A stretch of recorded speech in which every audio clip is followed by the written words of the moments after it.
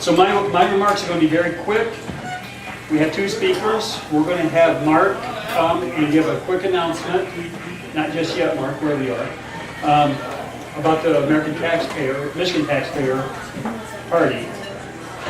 And so he will come, and after our speakers speak, after he comes, I'll introduce our speakers. After they speak and have question and answers, they can take 15, 20 minutes. Don't limit yourself, but question and answers are usually our best time, so we'll get into that half hour with question and answers. So if you need more than 15 or 20 minutes, don't feel like you have to stop. So go ahead with that. And then after that, I've got quite a few things to give you. Hopefully we get some more people coming in. They usually do. And so as of right now, Mark's going to come forward. And Mark, you're going to give us your last name because I'm not going to attempt it. I will destroy it. So Mark will give us an announcement about the taxpayer convention coming up. Thank you, Mr. Ward. I'm Mark Sosnowski. I'm a visitor of sorts to the Willow Run Tea Party. I live in Dearborn Heights, but I come to visit with you as much as I can. And, I'm also one of the vice chairmen of the U.S. Taxpayer Party of Michigan. That's a political party with ballot access.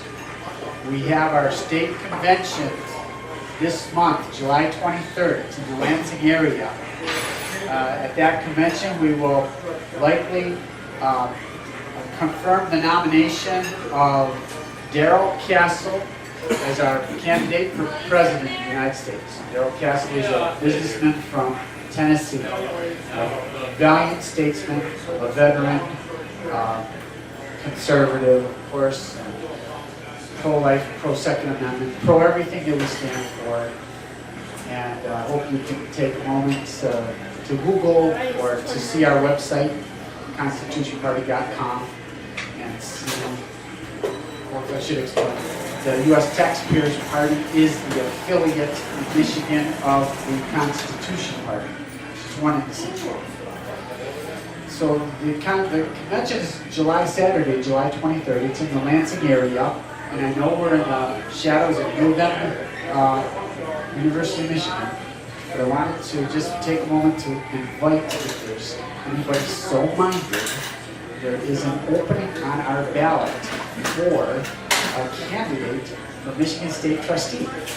So if there's somebody who has a burning desire to be on a statewide campaign, and imagine everybody here would pass our qualification in our candidate questionnaire. But I see you're wearing green. That might be close. So just keep that in mind and let me know tonight if you have maybe an idea of somebody who would be a good candidate, very conservative, and one of us to be on the ballot. We'll nominate him on July 23rd along with all our whole slate, and we'll all be on the ballot in November. There's no primary. So I just want to make that short and sweet and look forward to talking to you, listen to your speakers. Question? Do you support the Article 5 balanced budget amendment for a Convention of States? That is up and down with various members of our party. Myself, I don't. I think it's too dangerous to open up and risk losing all the rights that we currently have in the Bill of Rights. See those disappear, perhaps. We're going to do question and answers later, but see, this is what happens when you do question and answer. I've got to clarify something on Article 5. It does not open up the Constitution. I was opposed to it in the beginning because that's exactly what I thought it did. Mark is very right to be concerned about that. But what it does is allows I think it's a 3/4 majority of the states to decide on some things that would limit government, that they're going way beyond now. So it's worthy of consideration without thinking it could be a runaway. It's not a constitutional convention. See, that's where the mistaken thinking is. It's a convention of the states. And in the beginning, it was presented as if it was a constitutional convention. We've had one, and one has been enough. If you have another, you can give a different constitution. So I would be opposed to that also. But just a word about Mark. Mark is a member of the Taxpayer Party. It's not the Republican Party. But I'll tell you something. Mark comes to this caucus often. He drives a little ways to get here. And he's a constitutional conservative. And he is who we need to be converting people to, rather than when we go out into the highways and the hedges, wherever we go. And one of the missions of this Tea Party caucus is to have an open discussion with people we come in contact with and to try to convert them to conservatism. And if you do that, more than likely you will convert them to constitutionalism. We just had a federal judge who was appointed by Ronald Reagan write a statement that says the Constitution does not need to be studied in the schools. The Constitution, he doesn't need to base any of his decisions on the Constitution. He will not give any consideration to the Constitution whatsoever. And folks, those of you who have been here, and I didn't mean to do this, I'm not going to do this. I'm going to get Julie up here and let her speak. But I've got to tell you this. My ire is up. The hair on my neck is rising. Because what he's saying is so. It's not that we don't need to do it, it's that they don't do it. And you folks who have been here a long time have heard me talk about that gold fringe that goes around that flag. There's not one on this flag. My daughter got this flag for me. That flew over the Capitol on my birthday. And my daughter got that for me. In honor of what we do here, and I told her every time I speak to this caucus, that flag's going to be there. But there's a gold fringe around the flag in the courthouses. The courts do not have to give you constitutional rights. You are afforded procedural precedence by the Supreme Court. And that's what that judge said. The federal judge that was appointed by Ronald Reagan has turned on the Constitution because we do not have it to be considered in these courts. It's a long, drawn-out story as to why, but I've given it here before, maybe again sometime. This is what we're facing in this country right now. We talk about the Constitution, but we really do not have those rights before the courts. Something to be very interesting to find out the way I do. Well, we have a couple of speakers. Tim King is running for commissioner. What district, Tim? District 5. District 5. And Tim will be following Julie. Beauty and then the Beast. Julie Stevens, I don't know her background so much, and I should. I'll tell you a little bit about what kind of week I've had, 2 weeks. You'll be, if you're faithful, you'll be praising the Lord once you hear what I have to tell you. But I don't know Julie's background so much. I wish I did. But what I know is this gal is trying to make a difference.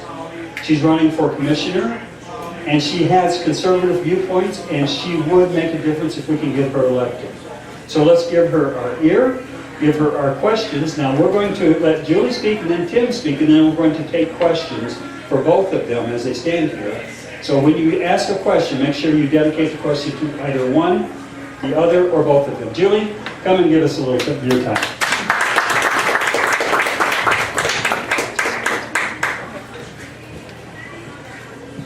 Well, good evening, and thank you for giving me this opportunity to speak to you today.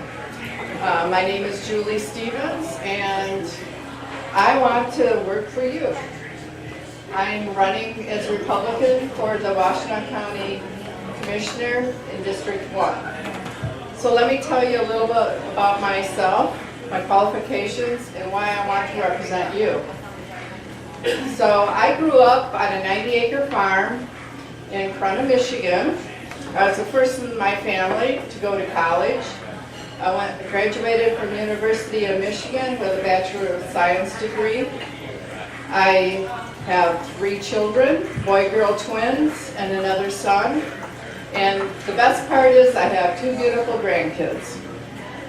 I raised 3 children as a single mother for 17 years and working full-time. And my kids were in Girl Scouts, Boy Scouts, sports, and everything else because I always wanted them to have that opportunity. And the number one priority was we always had dinner at night together. I also, during this time, went back to school, got my MBA in accounting. And I also I'm a licensed home builder and built a 4,500 square foot home in Pinckney. And till this day, it's still standing, so. We did the driveway. I did drywall, tiling, everything, roofing. And then I also,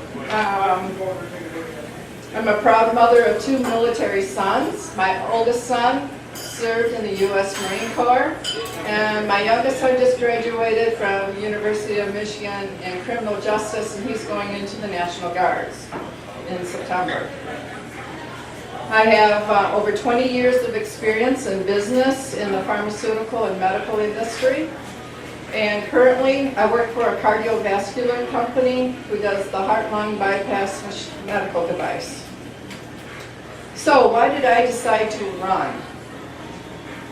District 1 needs a management change and to treat the taxpayers fairly. We must have accountability and transparency to you, our hardworking taxpayers.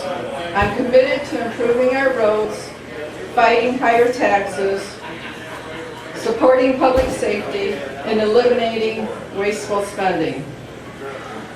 According to taxrates.org, Washtenaw County pays the highest property taxes of the 83 counties in Michigan. I'm concerned about that and want to do something about it by auditing our county spending and taking actions to eliminate these wasteful spending. So did you know there's a lawsuit alleging county commissioners illegally collected $24 million in taxes without voter approval? This is why in November we're going to have a 4-year 0.5 mil tax road proposed. This should have been done a couple of years ago. Originally, also with this road tax, 10% was going to be used for non-motorized use, such as biking and walking paths. But the county commissioners decided to increase that to 20%. I believe that our road taxes should go to 100% to the roads and have a separate one for the others. The veteran relief tax is $3.70 per 100,000 taxable value, while the economic development tax, which includes Spark, is $9.20 per 100,000 taxable value. I would like to see a reversal with the veteran tax relief getting the higher funding. But I also know that this is going to be another one that's going to be on the ballot in November. Also, did you know that the county ID program is currently funded by the taxpayers? The state of Michigan has a personal ID for $10 that you can get at the Secretary of State's office. Washtenaw County has one for $25. Also, the taxpayers are wasting $62,000 a year to fund this Washtenaw County ID program. So, if I'm elected, I would fight to eliminate this and other wasteful spending. So did you know the 10-cent plastic paper bag tax is for grocery stores only in Washtenaw County? So you can go to Lowe's and Home Depot and they won't charge you, but if you go to a grocery store, you can get charged 10 cents. Plastic bags are 100% recyclable by simply returning them to the stores that you got them from. I'd encourage our citizens and educate them on how to recycle these plastic bags. It's just another burden on consumers and businesses. So in summary, my hard-working experience in education shows I'm qualified to represent you. We need accountability and transparency. I will fight to eliminate wasteful spending on our county government. I'm asking for your support in District 1 this November 8th. Thank you.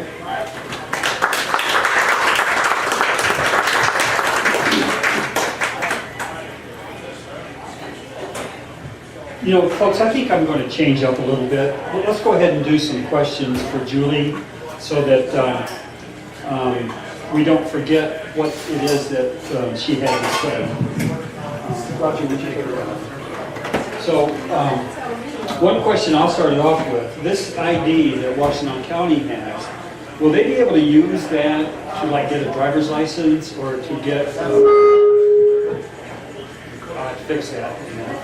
To get a privilege otherwise they wouldn't have through the state, such as programs and stuff like that? Would it be an official ID? It's a county ID, but right now they can use it for voting, but we have a feeling that's probably what they want to use it for, and it's going to be for other things. But they've been really kind of vague on to why they are starting this. Yes. State has one thing. Roger, keep that not for them to the speakers if you can, the public speakers, and get the feedback on it. I can turn it on. So, think of some questions for Julie, folks. Well, a question for you. Is there currently a District 1 commissioner who's running for re-election, or is this an open seat, or what are you up against?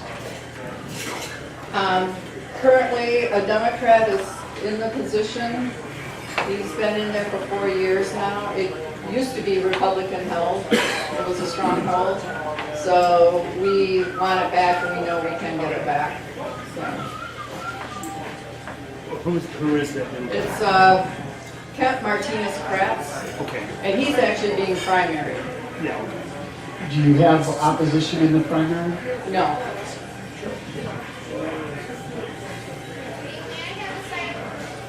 Julie, what are your thoughts on Ann Arbor being a sanctuary city? I'm against sanctuary cities. Yes, no, it's scary.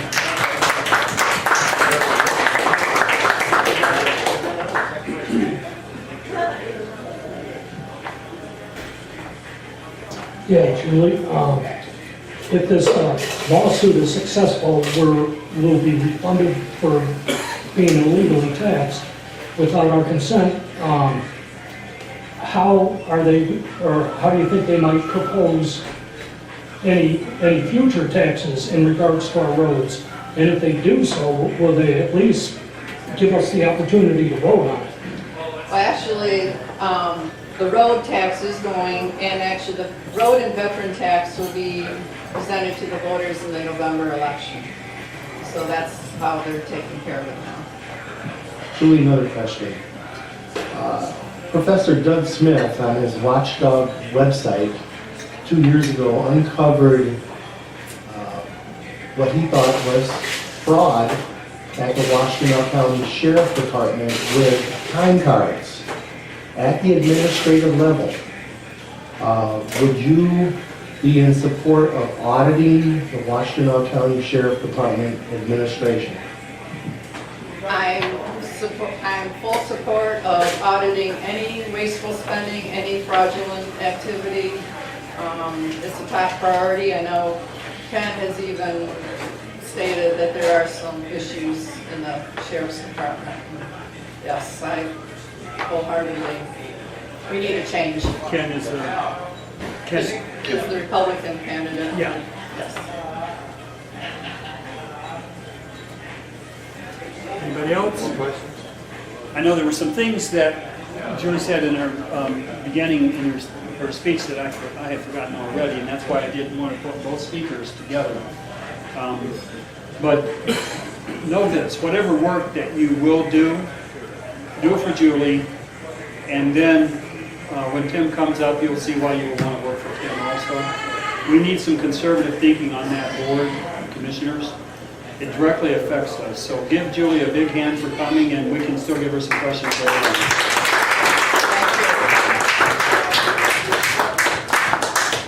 Now, how will I introduce Tim? Turn that off, we won't waste power. Tim, come on up and I'll think of something. You know, Tim is somebody like, it's really good to have him around, but you have to keep an eye on him. Don't give me your neck too His long. passion, a little bit like me, when he gets passionate about something, his passion will get there a whole lot before he does. And I know by experience that can get you in trouble.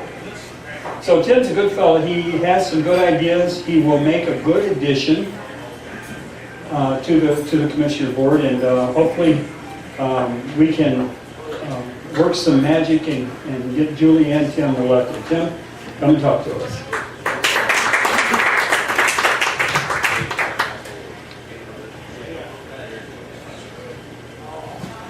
Many of you know me as a member of the Willow Run Tea Party caucus. And I thank you for allowing me to speak this evening. Thank you, Dennis. Thank you, Willow Run Tea Party. I ran 2 years ago for county commissioner. And I thought, you know, I'm going to try it again. And if I fail, I'm going to try it again. And again. Until, hopefully, God willing, I win. The reason I decided I wanted to run for county commissioner, I see a lot of things at the county level that the commissioners are doing that it just blows my mind. Well, you know, they're not, for one, the Headley Amendment. The Headley Amendment. You know, they can't tax us like that. They can't do that. And, you know, Ruth Ann Jamnick on her website, and I'm going to quote Ruth Ann Jamnick. Ruth Ann Jamnick states that she sincerely appreciates the confidence people have had in her ability to understand our governing process. She states that Washtenaw County is a vibrant county, which impacts all of our residents, local units of government, and businesses. She states that, one, Ruth Ann Jamnick I take my responsibilities seriously and appreciate this opportunity to serve in government once again. Source is the Washtenaw County Commissioner's website. She's missed the last 2 meetings, by the way. Ruth Ann Jamnick and the rest of the Democrats on the county board do not get the economic problems that we face every day. Property taxes have been illegally levied on we the people. And that is why Ruth Ann Jamnick does not represent the poor, lower middle class, and the dwindling middle class in our area of Ypsilanti Township and Willis and Whitaker District 5. The 1978 Headley Amendment protects us from politicians levying taxes on the people without a vote of, by, and for the people. There are no good family-paying jobs. She states on the county website that Washtenaw County is a vibrant county. Well, where is the GM Powertrain Hydromatic? Willow Run Assembly, BOC, Ypsi Ford plant? Washtenaw County is #1 in taxes imposed in Michigan on the people. Julie was right about that. We're the highest taxed county in the state. And they should be concerned with good family paying jobs in our county. There is no petitioning Congress, and I've ripped Debbie Dingle on this, for a redress of grievances on EPA overreach, restrictions that kill Michigan jobs and jobs nationwide. Ruth Ann Jamnick has only taxed us. That's all she's done in office. Tax, tax, tax. I am conservative, retired UAW, and I'm fighting for the American dream for you. My bio, I was born and raised in Ypsilanti, Michigan, a graduate of Willow Run High School, proud to be a Flyer, Willow Run Flyers. A retired tool and die, punches and die buttons, UAW 157, Van Born Road. I served on a health and safety committee as a committee man as a UAW member. I have a diploma from the Ford Motor Company in quality control, tool and die from Madonna College in Livonia and Q9000. Real estate fundamental, I was a referral specialist for Caldwell Banker in 1990-91. Real Estate Fundamentals, Washtenaw Community College. I have community service. I was granted a permit by the Michigan Department of Natural Resources to restock the river raisin in the village of Manchester in 1991 to 2001 with bass, bluegill, and over 5,000 channel catfish. We cleaned the river up, me and my grandfather. I set a precedence in the Michigan Persons with Disabilities Act back in 2002. I was honored by Rosa Parks, and my name is on the Dr. Martin Luther King Jr. Wall of Tolerance. I have to say something about Black Lives Matter. They don't get it. They don't get Dr. King's dream. It's not by violent force, but it's by soul force. Listen to Dr. King's speech. I was a member of the PTO Parent School Board Watchdog Group at Willow Run Schools, and I helped uncover several thousands of dollars of wasted taxpayer money from an audit of Plant and Moran. It was a Plant and Moran Technology Assessment Audit report in 2001 by WISD. And they wasted millions and millions of dollars, the Willow Run School Board. And we caught them. I wasn't the only one, but parent teacher watchdog group, we ringed them in good. I'm currently helping with a signature drive for the Willow Run Bomber Plant. Dennis put me in charge of a signature drive, and other Willow Run Tea Party members have helped with that tremendously, and that's going real good. I can tell you about that later on another day.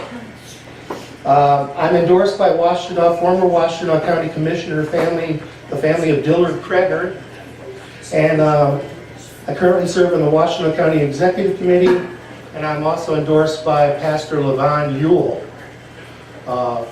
Joshua's Trail. One thing about Ruth Ann Jamnick and the county commissioners, I had a little talk, and I talked for about 2 hours with the chairman of the commissioners from Macomb County. Now, they know what they're doing over there. They make over $1 million a year on methane that they sell back, and they use it for electrical use to lower the taxpayers' electric bills in Macomb County. And they have a patent, and they actually own their own landfill in Macomb County. Macomb County does. They have a patent on this, and what they do is they inject sewage water into the landfill to make what, sitting right next to Julie right there on the desk, the bag right there, paper or plastic. And they're actually having a problem finding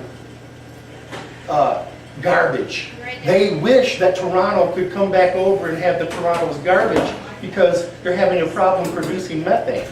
Now, Washtenaw County, they don't want to do this. Some of our county commissioners I talked to about this, current county commissioners, and Democrat and Republican, and they say, oh, we don't want a landfill here. Well, then why not implement what Macomb County does, buy rights to that patent from Macomb County, and do that here with waste management?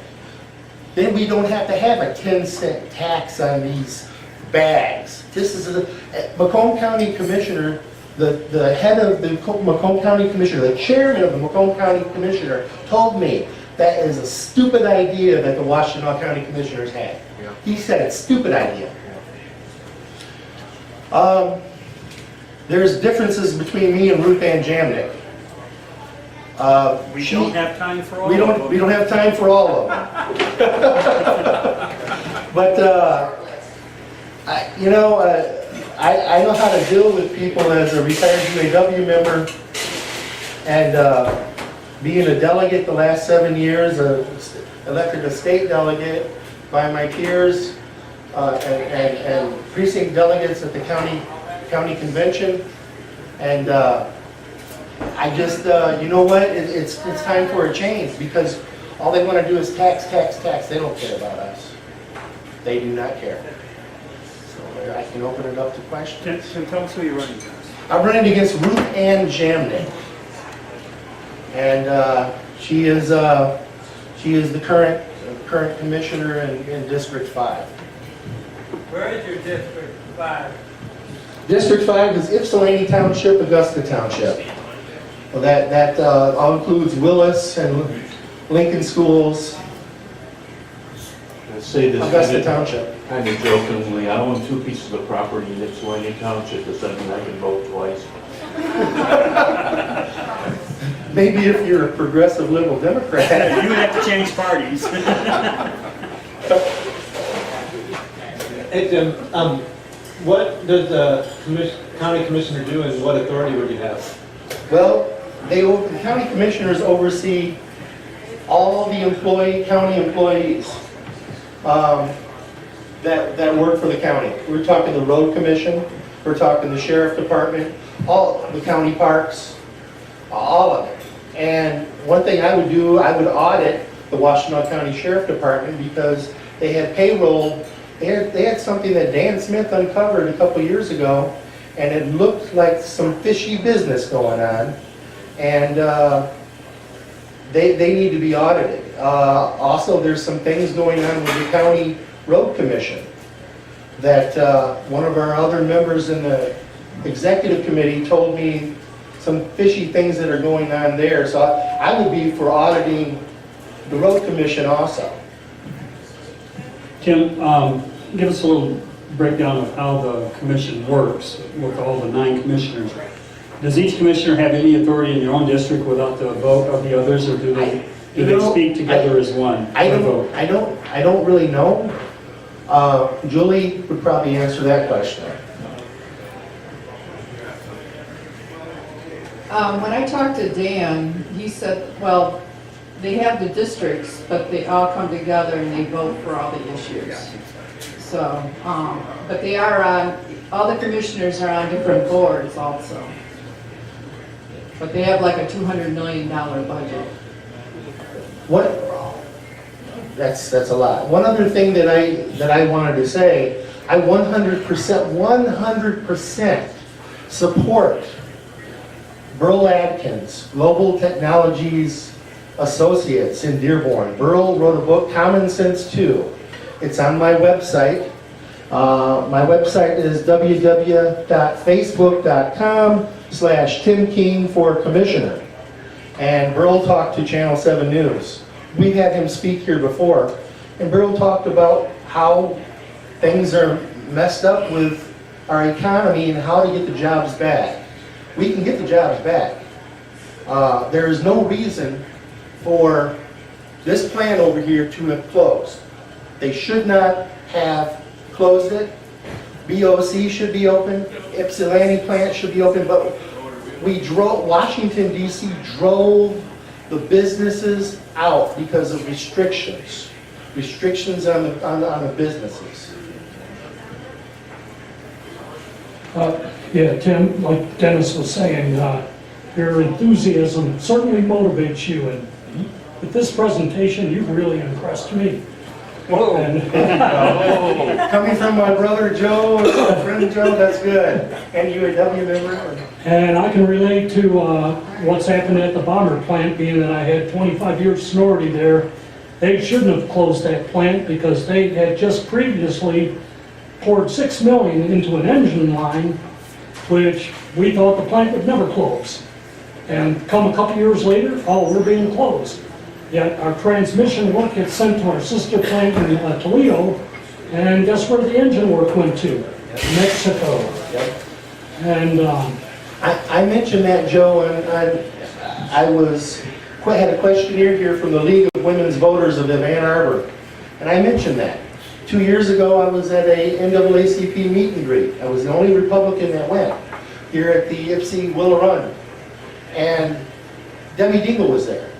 And she came in, she said, oh, I love the people of Washtenaw County. When I found out, me and Big John found out that there was a meet and greet, we just had to come over here because we love you so much. I wanted to barf.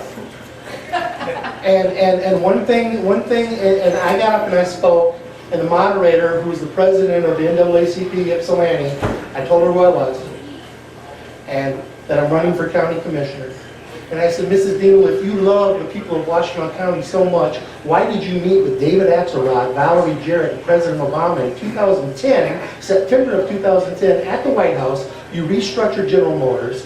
You closed the Willow Run hydromatic plant, which was making a profit of $145 per transmission per UAW and General Motors statistics. People lost their jobs and the American dream. We got to bring that back. Burl Adkins knows what that's all about. He's on my website. I support his book 100%. So let me say something about Burl. You can finish. Burl Adkins has been here a couple of times and has given us his message, but he has gone from rags to riches. This fellow was a street person, and he came out of that condition. He became motivated, and he has global corporations right now all over the world that he advises.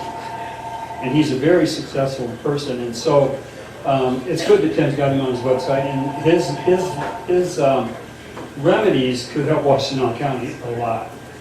Did you have a follow-up, Joe? Hey, listen, when you ask Tim a question, don't egg him on. I want to correct you on one thing, Tim. Yeah. You did not just help with the Willow Run Bomber Memorial, you spearheaded that effort. And I was just wondering if you could give us an update on the status of where we're at right now, and how soon do we go before Governor Snyder? Well, we got Ceci Lincoln Mercury. I talked to Mr. Ceci this morning. He said, Tim, if I would have known about this signature drive 2 years ago, I would have just called Rick. I guess Governor Snyder is his friend. Well, Rick, yeah. Tim, tell people, some folks may not know what the initiative drive is all about. Well, it's a signature drive to. We did a proclamation Yes. to support a memorial for the Willow Run Bomber plant. Yes. And so Tim's been going all over the whole state to get support and signatures for this. We've got some senators and some House of Representatives in the state who are on board that we will need to get their support in the form of a bill that is bipartisan. We've got both sides for this, but it's very hard for Tea Party people to get on board for asking Lansing to spend money. So this is going to be some designated money. It's going to be some donations. We've met with the township. They will donate the land. I'm sorry, Tim. I don't want to take this away from Tim, but this is some information that you need to know about. Tim has been going all over the place. He's got some very significant signatures in support of this. But a lot of these folks won't sign the Willow Run Tea Party Caucus proclamation. They will write a letter of support to what we're doing without having their name on a Tea Party document. But I'm okay with that. You know, we need to get the memorial established.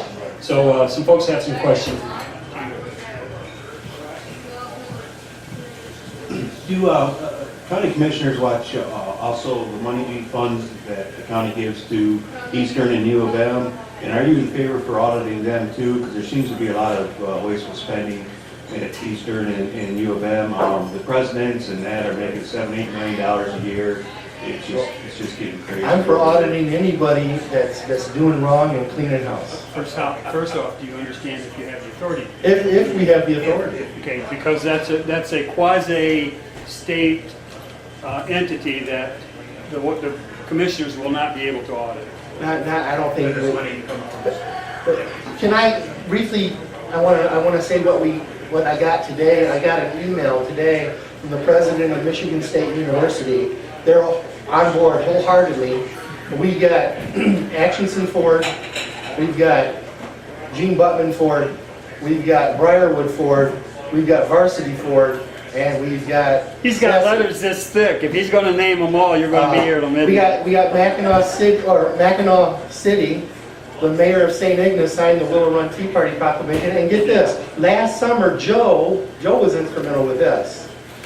We got about 250 signatures from UAW 735 members that signed the Willow Run Tea Party proclamation.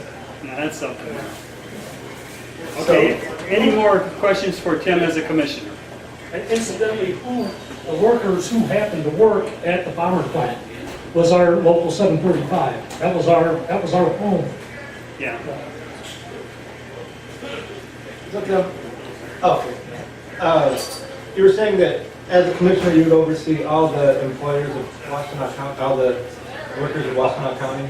The body of 9. Yeah. Whole body, yeah. The whole. What particular qualifications or experience or training do you have for that? Well, mine is more hands-on when it comes to that. Because my experience is more in tool and die and industrial blueprint reading and quality control. So with that and everything that I've learned over the past 7 years, being a state delegate 7 years in a row, getting the support from Dennis, with being a state delegate and voting for me and having confidence in me, him and Bill Bigler and others, I feel that I would do the best job I could for you. Let me add something to that. With every commissioner that sits on that board of 9, you're going to have strengths and weaknesses. Part of what Julie's going to bring to that board is an ability for administration. She's actually run a company. Tim hasn't run a company, but he's going to bring some other things to that. And he's going to make an alliance with people that would support maybe some weakness that he isn't the strongest in. There's not a person who can be strong in everything. So you have to have different folks who will make these alliances with other people. I think we have 2 Republicans on the board now, on the commission. There's 2 now. And they need help because they're not as strong as they would be had they had help. And a rhino. Okay, let's not do that because the thing I'm trying to say is you need to build bridges with these people. You do not need to shoot their feet out from under them. Tim. Okay. Well, yeah,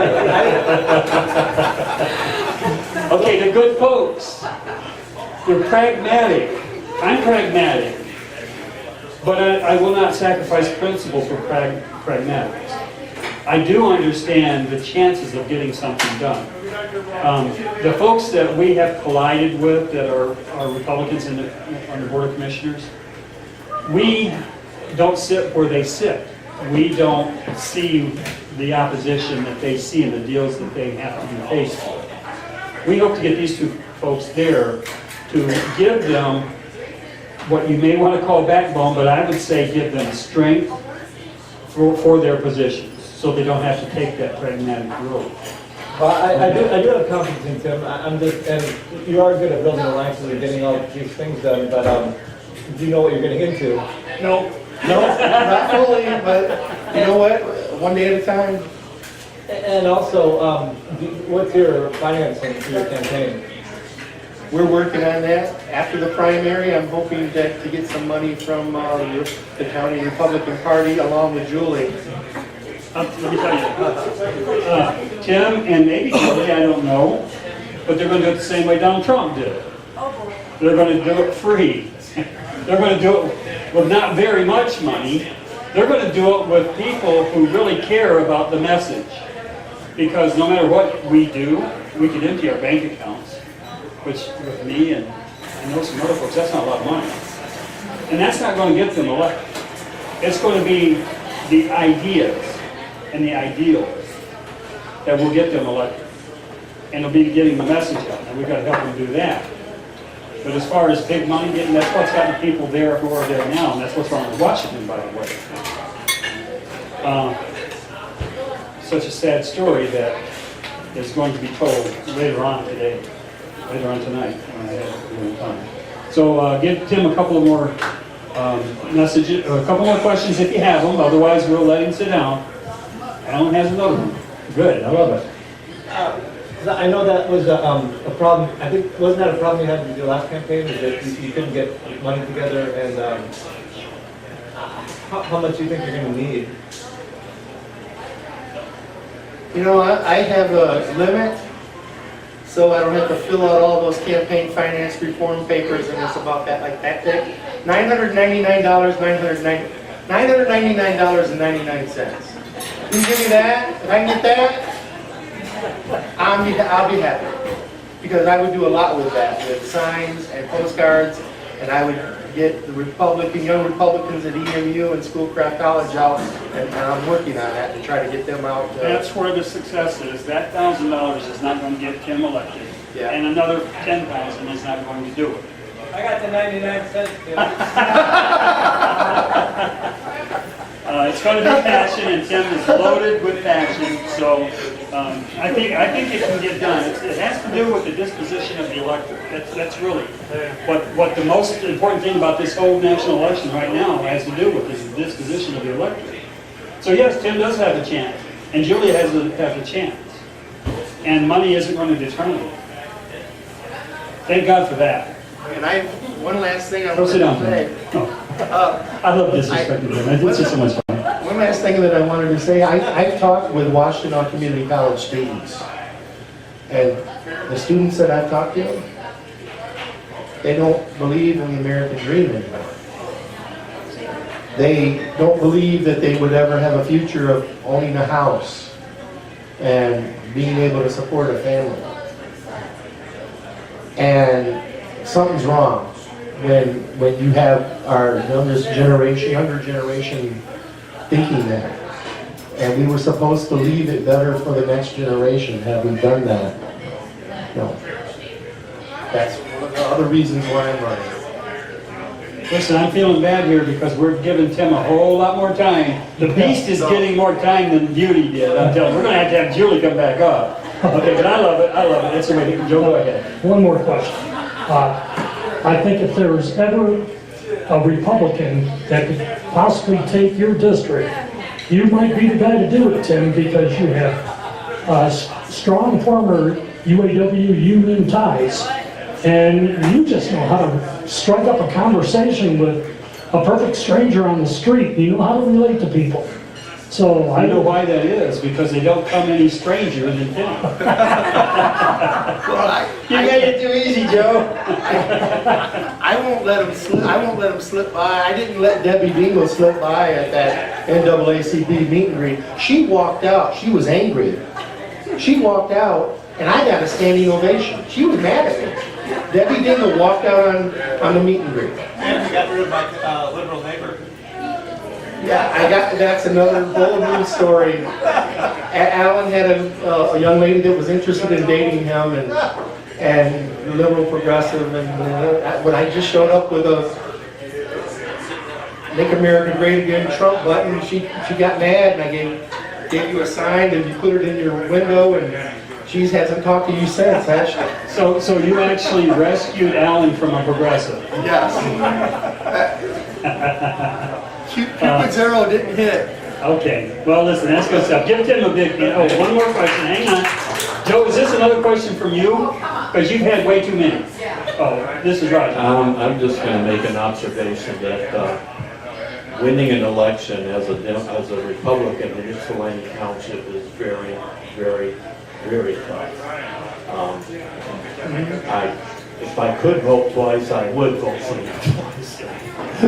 Yeah, that's true. It is difficult, but passion may prevail, but it will absolutely make a difference. There's no doubt about that. So now give Tim a big hand for what he's doing, and Julie also, because they're going to need our help, whatever, and not just ours, a lot of help. So folks, there's some information that I'm going to share with you tonight. Once before Joe made a joke out of me giving you something to feel good about, bringing you up, and then knocking you down, because that's what's going to be again tonight. You folks who are folks of faith, I'm going to share something with you. One of the biggest blessings in my life, one of the evidences that God is real and that He cares about orchestrating the affairs of His people. So, a little part of the reason that I'm going to resign as your director is my wife is retiring after 20 years at Eastern Michigan University, and I anticipate that we may be moving away, but that isn't settled yet, but we at least want to be able to have the option. So Eastern Michigan University was giving my wife a retirement party, and unbeknownst to my wife, my daughter, who lives on a mountain, and that's going to be significant to what I'm getting ready to share with you. In New Hampshire, her and her husband have the Dublin Christian Academy. And this is where missionary children send their children back from the field sometimes, and they do a high school academy for these children. And they also have town kids who are educated there. They have about 70 kids. It's a high school academy. Very, very good place. You can look it up, Dublin Christian Academy. Now, Eric and my daughter Heather have become quite, I'd say Eric is the dean of students, and he's quite responsible for most everything that goes there. The person who donated that land to them, I'm sharing a blessing with you folks. It's going to take a little while. The hair's going to raise on the back of your neck. The person that donated that land to them many years ago was the owner of Ocean Spray Seafoods, Melvin Blount. Now this fellow got saved, and he wanted a Christian high school for his kids, so he got Eric, my son-in-law's father, donated land. He would teach the high school. So that's been there about 50 years. Eric and Heather are dedicated to it. So my wife's retiring. My other daughters want to surprise my wife at the retirement party by getting Heather from that mountain in New Hampshire here to surprise her mother for her retirement. So Heather flies in, unbeknownst to me in the beginning, and unbeknownst to Linda, 3 o'clock in the morning at Metro Airport. So my daughter from West Bloomfield drives down, picks her up, and takes her back. And she can't stay at our house, obviously, so she's staying with her sister. Listen very carefully. You're going to rejoice even if you don't believe in God. I know most of our folks do. So the day before my youngest daughter goes and picks up Heather at the airport, she watches a program. It's hard for me to talk. On how to identify a stroke. My daughter Heather is 40 years old. Pretty young. And so my youngest daughter had a little leeway, a little heads up on this issue. So my daughter Heather wakes up at 9 o'clock in the morning, and she can't move her right arm. It's dead. Her face is dropped, her tongue is thick. She's having a stroke. Okay? Wait till you hear. So Carrie, my youngest daughter, recognizes this very quickly. She has emergency personnel there in 5 minutes. Was that in the mountains of New Hampshire? It wouldn't have been 5 minutes, folks. It's very rural, and I know the hospital that they would have had to go to after the ambulance came. Within that critical half hour, my daughter was going through, my daughter Heather, the ambulance was bringing them in within 20 minutes to where my daughter Carrie lives up in West Bloomfield, the Henry Ford Medical Center that is a world-renowned stroke center. So Heather thought she was coming to my daughter's retirement party. She never made it. But she became one of the biggest blessings that I could ever participate in or share with people about how God makes provisions. Because my daughter would have been their mother of 3, a lot of responsibilities, a lot of people counting on her, had she not come for this retirement party for my daughter. She would have, for my wife, Heather would have been very different today because it was a massive stroke. What they find out, she had surgery on her knee about 4 or 5 weeks earlier, and there was a blood clot. Well, that blood clot is not supposed to, according to the people who really know, not supposed to be able to transfer to the large artery side and go to your brain, but this one did. Thank God she was where she was. But in doing all of the test, they find out that she had a hole in her heart for birth. Now her grandmother had that also. Everybody does before birth. They close up, about 20% don't. They're not going to do anything. Now listen to this, folks. A massive blood clot went to my daughter's brain. That usually does things. because she was where she was and because the best in the country were able to take care of her, and they all asked, how did you get here so fast? There was no negatives on her MRA, 0. She is symptom-free.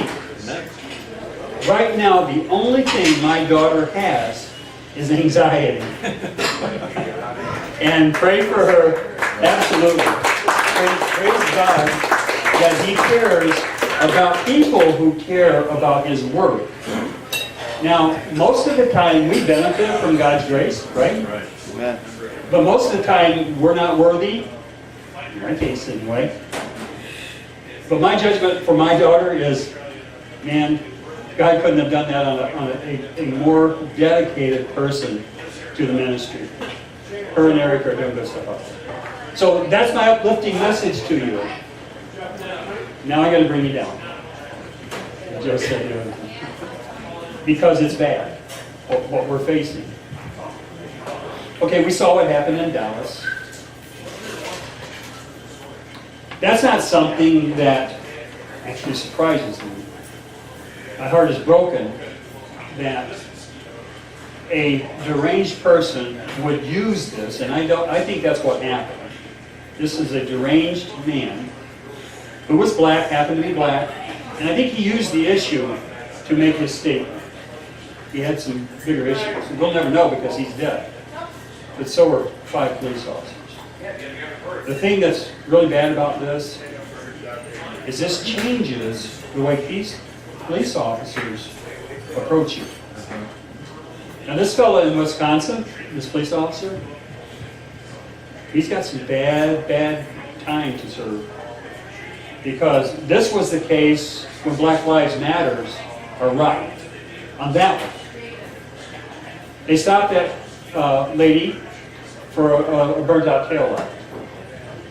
So this fellow was riding in the passenger side, and he announced to the police officer that he was a constitutional concealed, he didn't say constitutional, a conceal and carry permit holder, and that he had his gun with him.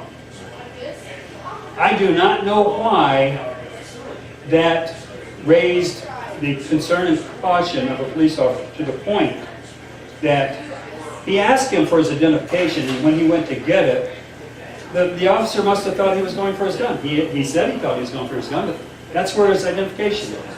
First of all, I don't understand why he was on the driver's side asking the passenger for identification, because usually the driver is the one that you ask for. So all of that has to be determined. It's probably being investigated, but here's what I'm saying. That police officer was way too nervous. The man never showed the gun. He was going for his license, and he was shot 5 times. 5 times this fellow was shot. So you know what? I can't argue a point now that there's not abuse with white officers and black people. Because, I mean, I don't think it is what they say it is, but that was. That one was. And we had Dallas right after that. And here's what I'm saying about what's so sad about this. I'm going to get off of this in a minute. Every time a police officer comes to your car, your hands need to be up on the steering wheel where they can see them. And I don't care how you think about that. And you need to roll your window down and give him every single thing that he asks without opposition. You know what? I'm a proceduralist. I know some procedures. Like, if you feel they're harassing you, the thing you say is, "Officer, am I free to go?" That's a very key statement right there. Because if he says you're not free to go, he has placed you under arrest. And if he is just checking you out, then he has made a false arrest. I don't advocate doing that anymore. Because the police officers who do not understand that are now challenged with their safety. And they have determined you to be a troublemaker because they don't understand the constitutionality of what I just shared with you. So it's not worth it right now. We need to support the police officers, and we need to understand not only are they under threat, but their procedural things toward you are compromised. what they do and how they think now. So we just need to understand that, Tim. I just wanted to, Well, I hope you wouldn't read it. I just wanted to add one other thing. Remember last year,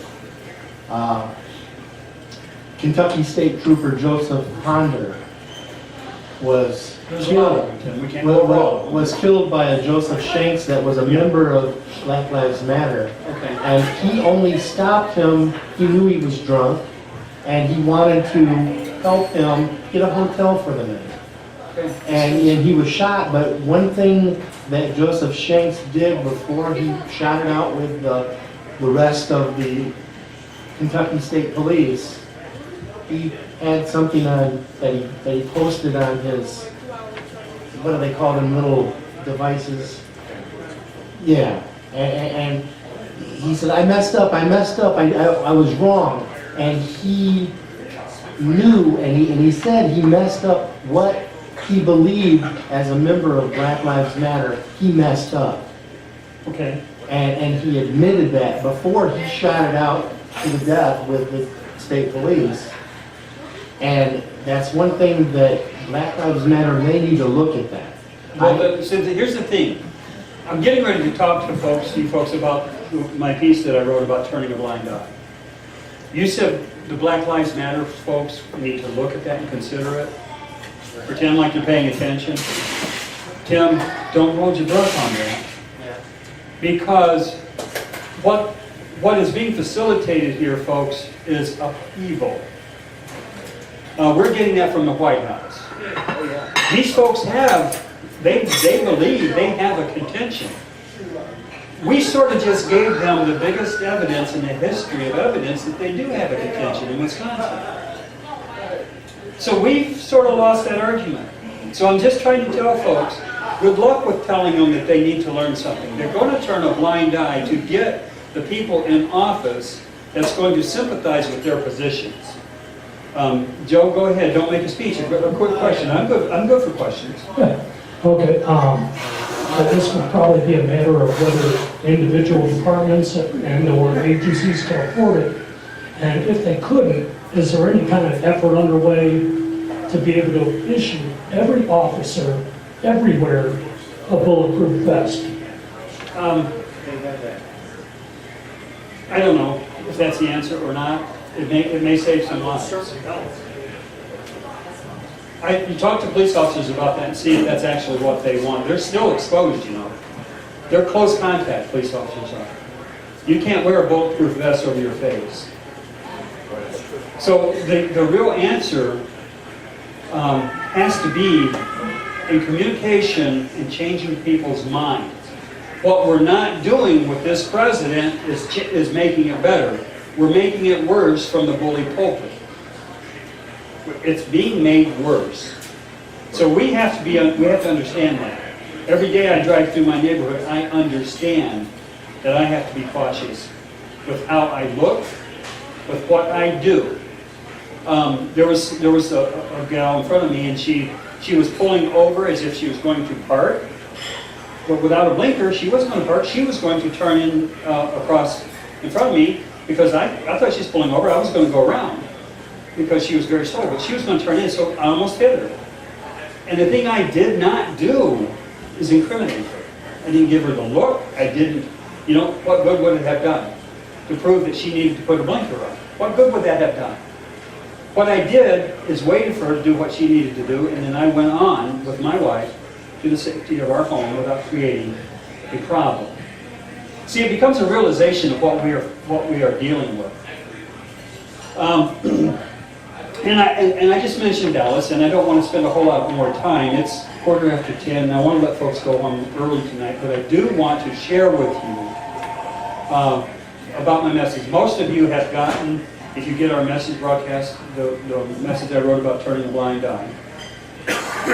And I cannot tell you how many emails back I have gotten on that one. I put a lot of thought and a lot of action into the messages that I send out. When we were meeting once a week, I would do one every Wednesday or Thursday. And you get my heart when you get those messages. You don't always agree with me. When you read the letter to James Comey that I wrote, you won't agree with some things that are in there, but you need to research them. Don't just take it because we have a candidate who will surround himself with all the good people. He says he will. We don't need to turn that blind eye to the history of what is happening in this country. Why? I'm asking. Read The Turning of the Blind Eye. I'm not going to go into that one. You can get online and read it. If you Google The Turning of the Blind Eye, Dennis Moore, you will get it. It's published nationally. Why did James Comey do the thing that he did? There is no conceivable reason for him to have done that. So in this letter to James Comey, I bring up the Jeffrey Epstein factor that is in this country today. And those of you who do not know, I will take a little time to explain to you what that is, because you will take that story with you wherever you go once you hear it. As we speak right now, folks, as you listen to me, somewhere there is a 2-year-old little boy, a 2-year-old little girl, many of them who are being prepared by people like Jeffrey Epstein, remember that name. And the thing that they're being prepared for, no mother, father, aunt, or uncle would ever want their loved one to have to go through. This is a technology and a study that came from Hitler, folks. This is the Hitler children that he kidnapped, took away from their homes, and he did experiments on them. In order to give them a multiple personality disorder, he had to get them when they were 1 and 2 years old and have their own trusted father sexually abuse them. Remember Jeffrey Epstein, folks, and remember how I apply this to what's going on in Washington.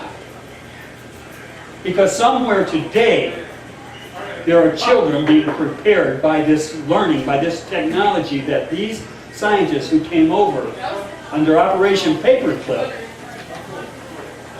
from Germany, these scientists, we want them. You know why we want them? The ballistics, the bombs that Hitler almost had. We got Oppenheimer. We got them from Germany. A lot of it was good things.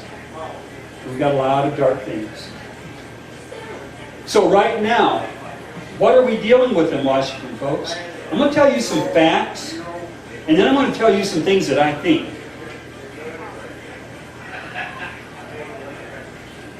It is a fact that Jeffrey Epstein spent 18 months in prison. For what? Providing underage girls to high-powered politicians and businessmen.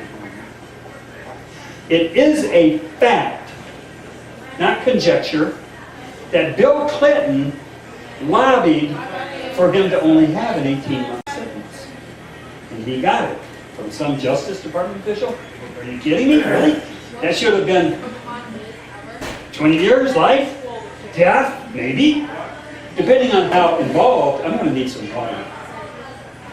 Tim, my water has some lemon in it. It's sitting around there somewhere. You're going to stiff drink. I'm going to stiff drink. Yes. Thanks, Mark.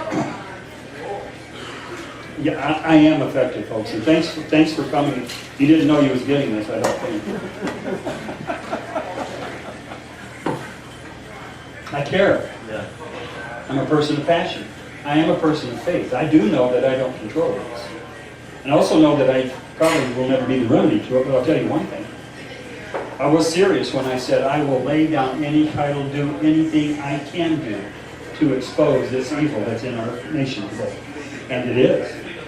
Because, see, this Jeffrey Epstein thing that Bill Clinton lobbied, let me finish on the Bill Clinton. He got him a light sentence.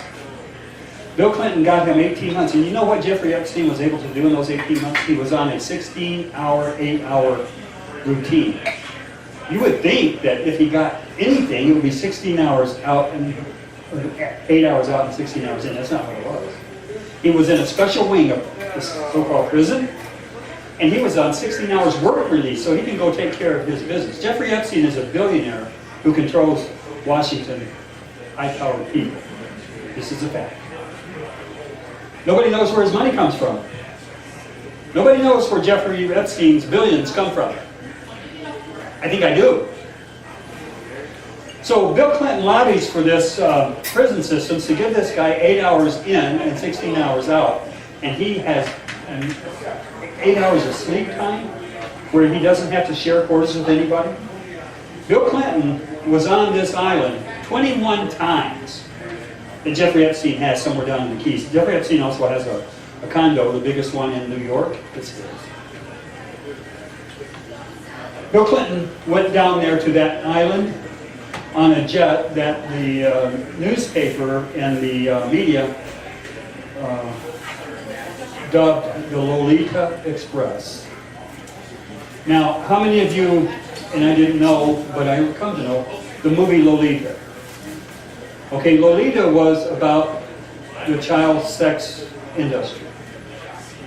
Okay, this Jeffrey Epstein airplane was dubbed the Lolita Express by media people. Bill Clinton went to that island 21 times. 21 times. And there was 5 times when he made the security team dispatch. And I may be mistaken, but I think a few times while he was president. There is lawsuits and depositions going on right now with Jeffrey Epstein. And folks, listen, let me tell you, Jeffrey Epstein has been a person, and it is said that he's a Mossad agent. And what this means is, Mossad, CIA need to control votes in Congress. They need to get people to vote a certain way. Sometimes we send people up there thinking that they're going to be true to our cause, and they're not, and we say, why? What's with Comey? Comey was appointed by, one of the Bushes? This fellow that I told you about, this judge, he was appointed by Reagan, who says the Constitution means nothing, we'll never consult it, we don't have to. All we have to do is go on precedent of the Supreme Court. Where's the balance of power? Where's the balance of power? It's in the Constitution, but they don't have to realize it, they don't have to recognize it. Let me tell you about this pedophile movement. To this day, there are little ones being prepared. Because you know, when you're 12 years old, if you're a young lady, you remember, you ladies here, when you were 12 years old, and you had no exposure to that kind of behavior whatsoever, if somebody like Epstein subjected you to, say, somebody like Bill Clinton, you would cry, you would tell, you would, whoever you could tell, you would tell. So what they have to do with these, before these girls become 12 years old, they have to condition them as if it's a normal behavior. Folks, stay in your seat. This ring has been around since John Benet Ramsey. It was the same pedophile ring that was preparing that little child for the favors of evil people who would be compromised by someone like Jeffrey Epstein. Folks, I studied that. I was a father of kids that age at that time, of young ladies. Heather, my daughter Heather, I shared with you. It's tearing my heart out to tell you what I'm telling you about what's going on in Washington right now. Because I think powerful men are being compromised by behavior that they cannot control. And there's people such as the Mossad and the CIA who are providing young women that have been prepared to the malicious behavior of men, who then can be controlled. When there is somebody who's doing something that you would have never thought that they would have done based on who they are, who they say they are, when they do that thing, as James Comey did, there has to be a reason. I'm not saying right here publicly, and neither did I say in that piece that I wrote, that Comey is a pedophile controlled by Jeffrey Epstein. I didn't say that. I haven't said that Donald Trump is either. But I have said this. Be very careful about what you think I'm saying, because sometimes I'm not real clear on it. There are 2 federal lawsuits this day engaged by 2 women who are now 30, 40 years old, something like that, who are making a claimation by deposition and sworn statement with 2 corroborating witnesses willing to swear it's true for them. They're suing Donald Trump for having molested them, raped them when they were 12 years old. This is in a federal lawsuit, federal court right now. There was a lawsuit, and listen, I'm gonna do this, and it's gonna be about 10, 15 minutes, and then we're gonna close. Because I want you to go home thinking about what I'm getting ready to tell you. So this rendezvous on the tarmac that Bill Clinton had with Loretta Lynch. Boy, wasn't that convenient. Wow, look out the window. Hey, there's Loretta. How did she become on this airport at the same time I am? Well, that was very orchestrated. Okay, so let me tell you what I'm real sure that went down. So Bill gets off the plane, he goes up the steps, he goes over to Loretta, and they have this conversation. Bill says, hey, listen, let's drop the subpoena. You drop the subpoena, Hillary will come in voluntarily. I'm angry. Because this happened once before, and I'll tell you. So the deal was cut way before that. They solidified it. So when you drop a subpoena, when the Federal Justice Department has the FBI drop a subpoena, and even James Comey said this in his press conference, folks, he said it. This is not something that's conjectured from me. He said this. We didn't swear her in. If you drop the subpoena, you don't swear them in. They come in voluntarily. We just have a chat. James Comey doesn't even know who interviewed her. He doesn't know what the questions were. James Comey, who got to you? Everybody I know that is anybody in Washington has told me that he's a person of respect and integrity. Was. He is not. He has been compromised. And I'm suggesting to you that there's a whole lot of compromising going on in Washington. You know, who was that, James Byrd, who said that? No, there was an old senator who's dead and gone now. Strom Thurmond. Right, yeah, Strom Thurmond. There's a whole lot of consuming going on in this country. That's not very good. But there's a whole lot of compromising going on up there in Washington. So is it Epstein who compromised James Comey? I don't know, but he was compromised. Let me get back to this a parallel that I'm going to make here. So Bill Clinton made this deal with Loretta Lynch. Hillary will come in voluntarily. She doesn't have to be sworn in. She can lie. And lying is what she does. She's best at it. Even Comey said that in his press release, didn't he? I mean, in Congress right now, Chavez is getting ready to refer another investigation to the FBI about her lying to Congress. Okay? That's going to be fine. That's a referral from Congress. So, no swearing in. You don't. We have a right to know. Judicial Watch can't do FOIAs to find out what was said. Hillary can give the FBI information now that they can act on. It doesn't have to be true. Okay, so this happened once before. And so I'm wondering if Jeffrey Epstein also orchestrated this one. Because I know Jeffrey Epstein orchestrated the one I'm getting ready to tell you about. It involved Donald Trump. There's a whole lot of reasons that I don't support Donald Trump. I'm going to vote for him. Yes, I am. But I am going to expose the child pedophile ring with every voice that I can in my support of Donald Trump. I am going to tell people that we have to watch out for this, because here's what happened. This is factually correct. A few years back, there was a woman suing him over raping her when she was 12 years old at a Jeffrey Epstein party. So this lady's attorney was going to subpoena Donald Trump for deposition for questions and answers under oath. You lie under oath at deposition. You know Bill Clinton did that. He was disbarred It didn't cost him the presidency, though. So Donald Trump, the best deal maker in the history of deal makers, went to the attorney and said, hey, how about if you drop that subpoena, I'll come in voluntarily. I like to put that in quotes. So these questions that this lady was sworn deposition, accusations in court. If she lies, she goes to jail. So he says, I'll come in voluntarily. And even in the campaign, Donald Trump says, I was never subpoenaed on that. And it died, folks. Nobody asked any more questions about it because it is true. It is true what he said. He was never subpoenaed. He went in and made the best deal in the history of deals. Dropped the subpoena, I'll come in voluntarily. No swearing in. You come in voluntarily. You're just chatting. I would imagine that as rich as Donald Trump is and was then, he sort of greased the skids for that attorney a little bit, and the next day the attorney had a news conference. Well, Mr. Trump, when somebody calls him Mr. Trump and says, Donald Trump, I have a little issue.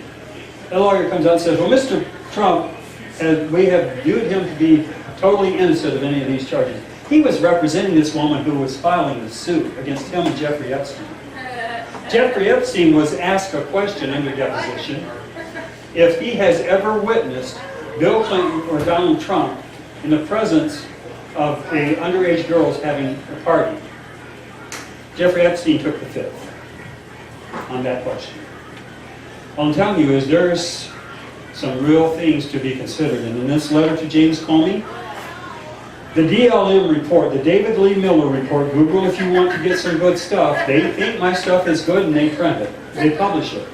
They tell me I get about 10,000 reads a day. So they called me back up and they said, Dennis, after I wrote The Turning of a Blind Eye, I got a lot of good reports back on that.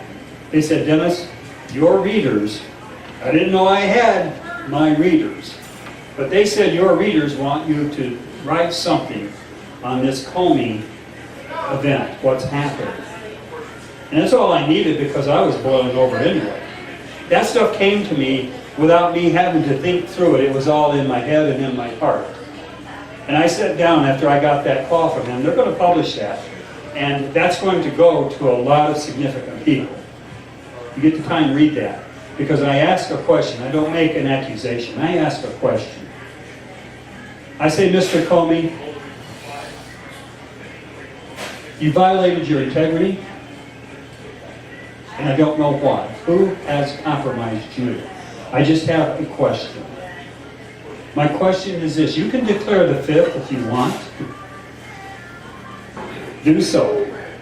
But if you will answer the question, answer this. Were you ever at a Jeffrey Epstein party? You see what I've done, folks, in asking the question? I have got you to think about who Jeffrey Epstein is without making an accusation about James Comey. What I know is, I don't know that he's involved. What I know is that he didn't do what he should have done. And I know Bill Clinton, who is compromised by Jeffrey Epstein, and Hillary Clinton, who is compromised by Jeffrey Epstein, and the reason she's compromised by him is she facilitated the behavior of this person who partied on. Because she's after power, and she doesn't care what she has to give to get it. And the problem I'm having with what we do, folks, as Tea Party, the problem I'm having is whoever is willing to turn a blind eye, if we're willing. Okay, so I made a definition. I got a little granddaughter that has a glass eye. When she was 3 years old, she got retinoblastoma.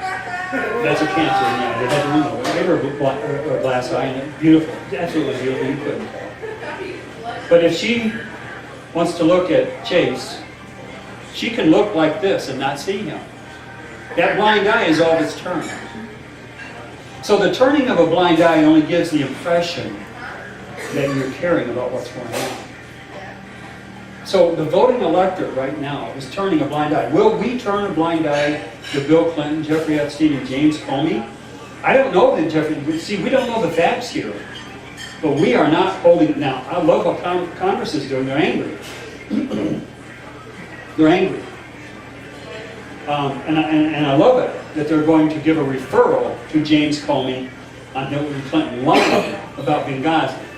See, because she'll lie. And then when she gets done with that, she'll lie again. And she will even lie about lying. She doesn't, I mean, it's what a power base is. Problem is, folks, the voting electorate will turn a blind eye to the lies because they will get large government if Hillary gets in. What's that? They'll do an Elijah Cummings. Yeah, yeah. And no guns. Second Amendment. Good luck with that. Of course, this one judge says you don't have any constitution to refer to, so they can take your guns away. How can we do this real quick? I want to share a scenario with you, and I'm done. This election is going to be an election like we've never seen before. I think what happens with Hillary, you're getting my thought here, folks. And this is part of the reason that I've resigned as your director. Until such a time is that this thing can be worked out, that I don't have to come before you, look at the whites of your eyes, and beat up the person that you really care about, Donald Trump. Because I don't enjoy doing it. But I made a promise to John Benet Ramsey and her memory that I would lay down any title to expose this thing that claimed her innocence. And it's before us today. Here's how I think this plays out. Because of Hillary Clinton's problems, the Democrats get cold feet in the convention. Because of what Congress is doing, because of some of the people that surround her, James Comey didn't give them a free pass. There's going to be all kinds of things that they're going after. They're going to get cold feet with Hillary Clinton, and they're going to pull in Joe Biden. I wrote a piece saying, what do you know, Joe? I think this is going to happen. We'll see. It's not too far away.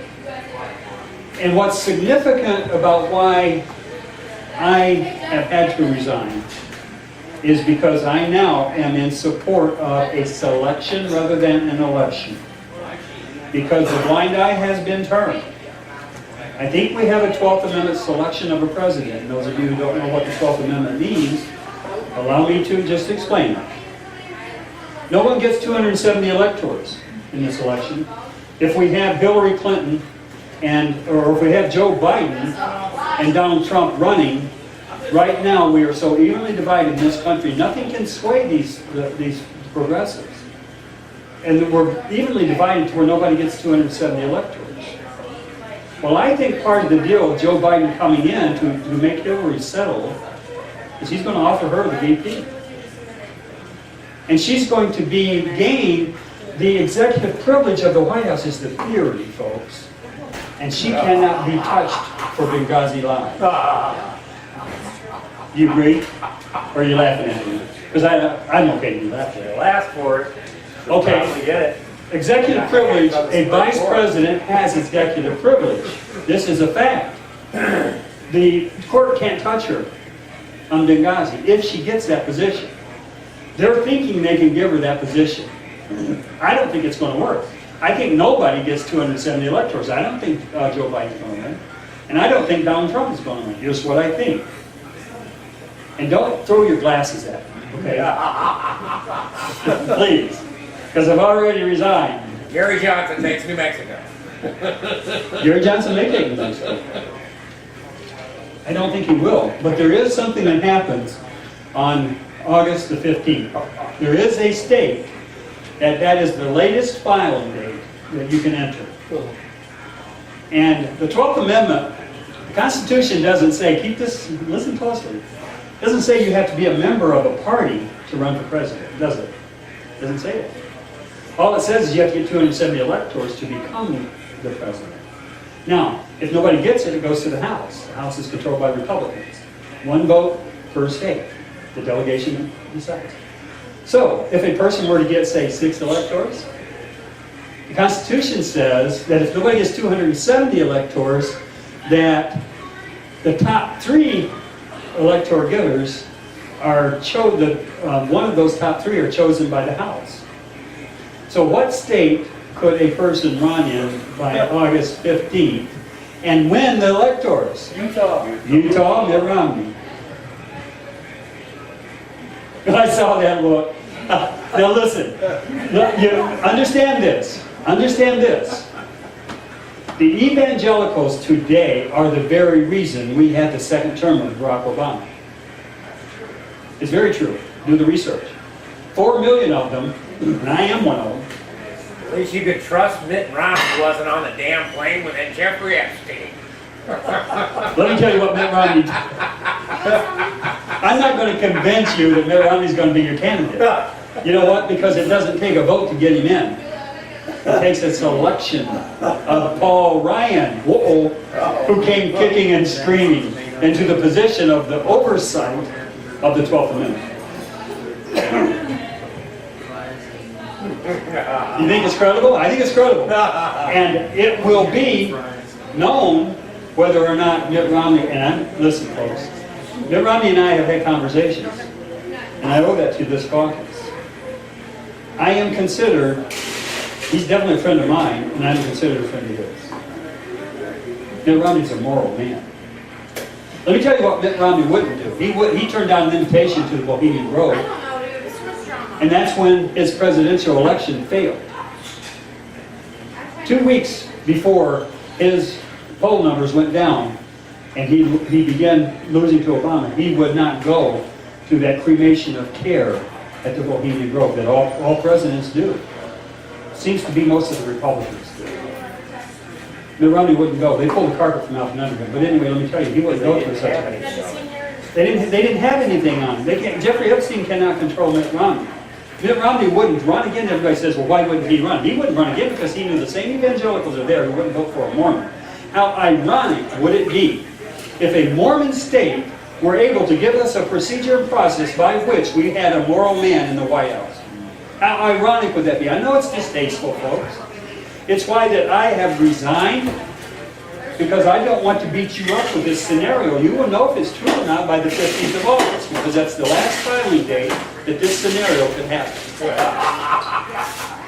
If he files, and he only has to file, he's not running in the general election. You got to understand this. If you can, I'm not a great communicator. All he has to do is get 6 of those electors from a Mormon state who will, if he files, he will win. He will win those 6 electors. And I guarantee, my guarantees don't mean so much, but I'll guarantee that no one will win 270 electors. And listen, why are the key Republicans asking all sorts of people to run third party? Do you think they think that they can get elected on the third party? There's third, fourth, fifth, sixth parties running.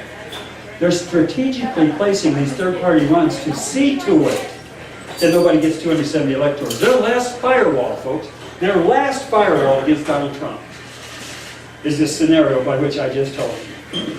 And I'm going to close with this. Why hasn't the media jumped all over Donald Trump on this Jeffrey Epstein thing? These are filed depositions in federal court. Herman Cain came here twice. I'm very proud of it. I'm proud of our caucus that he thought we were relevant enough to come here. He did. Sit right back there. Came here.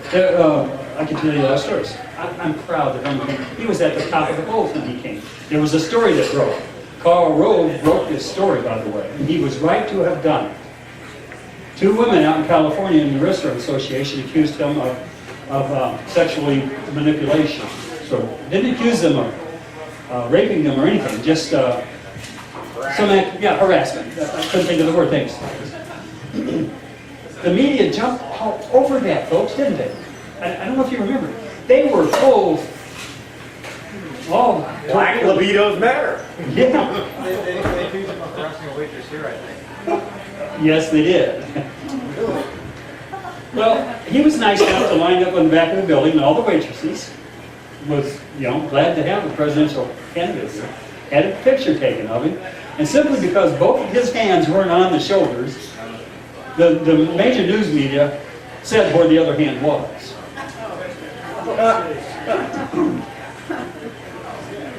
That means they were scared. That's all I can tell you. But I'm making this point, folks. It's almost 11. I think I know why the major news media is not jumping all over Donald Trump on these accusations. You've got to remember.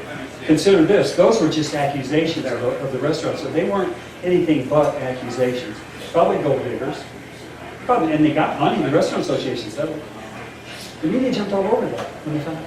Right now, the media knows about these women. It's federal court filings, folks. What's supporting witnesses who will swear subpoena that it happened in front of them. I'm asking this question, and it needs to be answered by you who criticize me for hoping that Mitt Romney will intervene in this. Why isn't the news media taking this now? And I suppose I'll give you this Because their supposition. bosses were on the plane too. Or they may have been. Are they just biding their time? Good choice. They're biding their time. They are waiting for the marriage feast. What do I mean by that? In Cleveland, when Donald Trump becomes married to the Republican Party, no divorce after that. They implode Donald Trump and implode the Republican Party, thinking that elects Hillary Clinton. That's why they're staying quiet now. The Republican Party thinks they have a firewall with these delegates choosing in convention. They don't. Donald Trump will blow right through that too. The only firewall that we have, folks, and it's the only hope that I have. And for this reason, I've resigned so that you don't have to look at me, and I don't have to look at you with the disappointment of my message, hoping that Mitt Romney will do this thing by the 15th of August. I may be wrong. If I'm right, you will choose if you want me back. If I'm wrong, I don't deserve to come back. I was just gonna say, do we have you back on September 1st? Wait, hang on. What did you say? I said, does this mean we get to have you back on September 1st? I don't know that you're going to want me back. I'm very serious about this. Either way, it's a great story. You can ask some questions if you want. I will be officiating one last meeting, and it'll be the 1st of next month.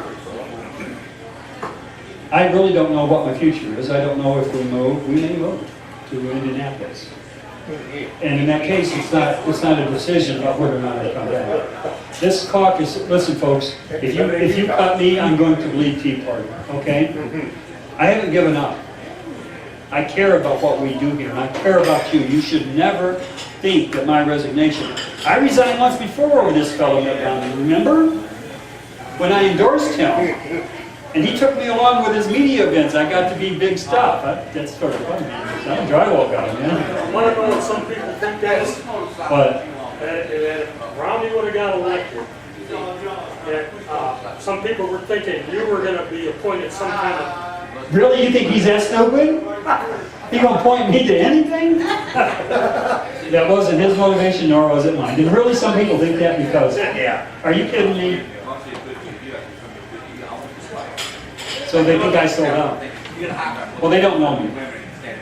Because I was doing nothing more than what my passion directed me to do. I wasn't sold out. I wasn't on the plane. I didn't go to the party. It was because Mitt Romney is a moral man. And we did him wrong as evangelicals. We did this country wrong as evangelicals. We had a chance to fire Barack Obama. Instead, we required him instead of fired him. We required him to do everything that he's doing. And you know, folks, he may end up declaring martial law. He is bidding that. He is stoking those fires. And it could happen. But he won't maintain the presidency because there is a military who will do our bidding. Tim? I was wondering with this, the facts of Epstein, what you brought out tonight, and at other times, what,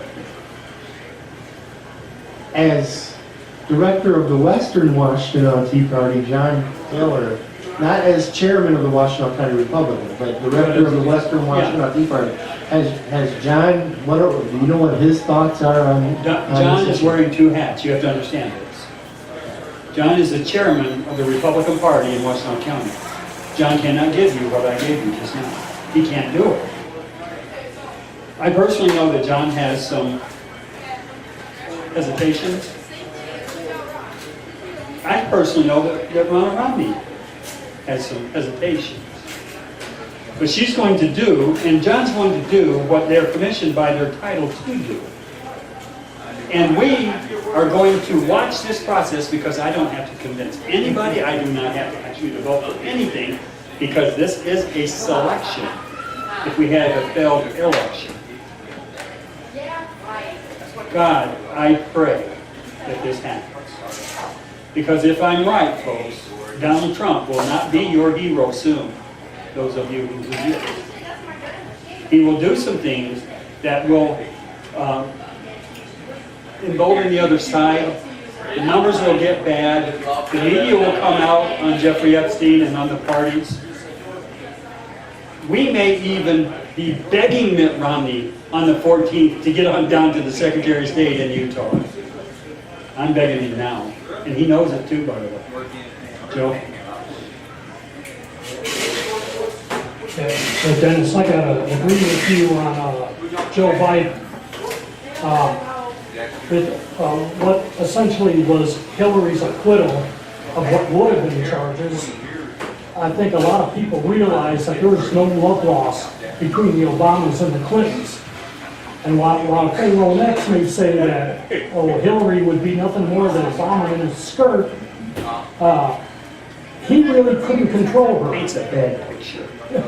Obama really couldn't control her the way he would like to, but he can control Joe Biden. And at the last Democratic convention, national convention, I saw Joe Biden publicly pay tribute and take allegiance to Obama. He did that on stage. Keep in mind, and I'm going to let you folks go, thanks for your patience. Keep in mind this is a true fact. George Bush Daddy, George Bush Jr., George Bush Sr., Cheney, Wolfowitz, all of these people are being called neocons, right? Okay, I never understood what it was. What I've come to understand is they were mercenary or military to send them over there to protect the petrodollar. That's what I come to understand a neocon is. I mentioned that to say this to you. Remember, this is true. Hillary Clinton is a neocon. She's a Democrat neocon. She will also mercenary our military. Remember when we had the night when Johnny Comes Marching Home, we had John Tomlinson here, who actually was commissioned in Iraq to blow up the weapons of mass destruction that he never had? Because George Bush Daddy actually sold him weapons illegally to go to jail for it. That's why George Bush Jr. would never give evidence to the fact that he had them. Well, John Tomlinson, the message I did when Johnny Comes Marching Home, that message was meant to let people know that yes, those weapons were there. And the reason those weapons were there simply, folks, is the petrodollar. The petrodollar is not being talked about. If it fails, our economy fails. Period. The neocons understand this. That's why we're not getting the process in government that we think we should be getting from people who do understand it. We don't.